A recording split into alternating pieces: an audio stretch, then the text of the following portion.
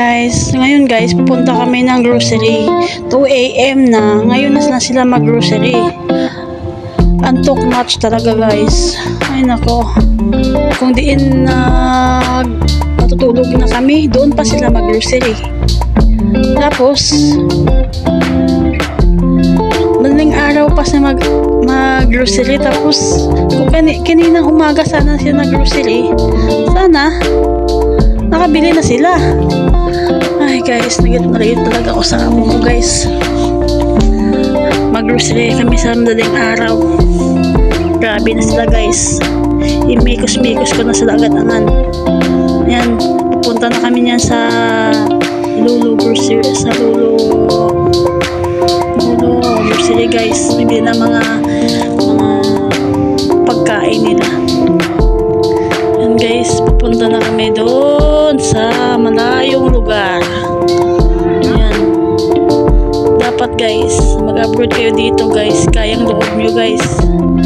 Dapat hindi kayo masuko dito. Kung ano masuko ka, talo ka. Ayan guys, ayan nag-grocery namin guys. Lulu name yan.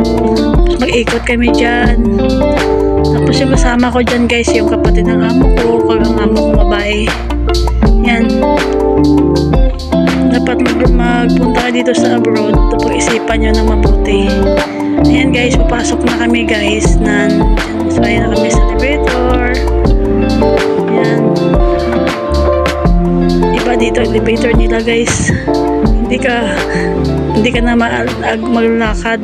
Dadalhin ka na nila sa baba. Ayan, gaganda nila guys. So, parang ang ilaw nila sa taas, ang ganda. Ayan. Mag-grocery na kami. Ayan sila magbayaw. Nakuha na ako ng lagayan ng mga grocery. Ayan. Galit na galit talaga ako dyan sa kanila guys. Kasi naantok na ako. Dapat kanina lagi sila nag-grocery. Nang umaga o tanghali sila nag-grocery. Lagi nagchinismis sila sa bahay nila. Sila lang. Hindi natitigil, lagi sila magchismis guys. Dalawa lang sila kung ano laging ilang chinichismis sila. Di talaga magsawa at silang dalawa yung magchinismisan. Ayan. Sumusunod ako sa likod nilang dalawa. Parang wala namang laman. Yan ang laman mamaya. Sige, ikot-ikot. Kasi tinitingnan pa nila kung barato, kung mahal.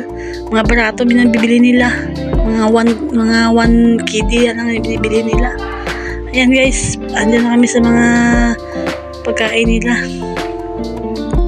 Ayan, mga grocery sa mga manok, mga kainin nila dyan. Ayan. Umupo ako dito, pinagod ako eh. Tinawag na ako sa amo kong babae kasi kunin ko na daw yung mga binili niya. Ayan guys, ang ilang mga binibili guys, mga fresh pa na binibili. Dapat dito magpunta kayo dito sa abroad, tibayan ang loob nyo. Dapat pag-isipan nyo talaga guys, 100% 100 kasi hindi lang ang trabaho nyo guys, isa lang trabaho nyo dito guys. Lahat gagawin nyo. Ayan guys, na binibili ng amo ko. Ayun na sila.